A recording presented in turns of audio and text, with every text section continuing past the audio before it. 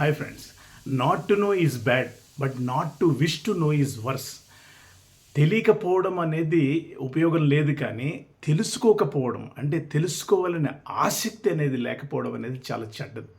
మనిషిగా పుట్టిన ప్రతి ఒక్కరూ అన్ని విషయాలే ముందుగా తెలుసుకొని జన్మించరు, కానీ జీవితంలో ప్రతి దశలో మనం నేర్చుకుంటూనే ఉంటాం మై డియర్ ఫ్రెండ్స్. మన అనుభవాల ద్వారా నేర్చుకుంటాం, పాఠాలు నేర్చుకుంటాం, తప్పుల నుంచి నేర్చుకుంటాం. కాబట్టి తెలియకపోవడం అనేది ఒక తాత్కాలిక పరిస్థితి మాత్రమే, కానీ తెలుసుకోవాలనే జిజ్ఞాస లేకపోవడం అనేది ప్రమాదకరమైన విషయం. తెలుసుకోవాలనే కోరిక లేకపోవడం మన అలసత్వాన్ని సూచిస్తుంది. మనకు మన మీద విశ్వాసం లేకపోవడం. నేర్చుకోవాలని లేకపోవడం అనేది ఎదుగుదలకు అడ్డంకిగా మారుతుంది. ప్రపంచం చాలా వేగంగా మారిపోతుంది మై డియర్ ఫ్రెండ్స్.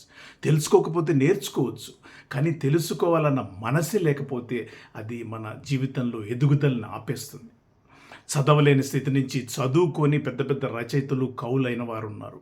వ్యాపారం గురించి ఏది తెలియకపోయినా తెలుసుకొని పెద్ద పెద్ద పారిశ్రామికవేత్తలు, వ్యాపారవేత్తలైన వారు ఉన్నారు. మూల కారణం తెలుసుకోవాలని కుతూహలం ఉండాలి. ప్రతిరోజు మనల్ని మనం ప్రశ్నించుకోవాలి.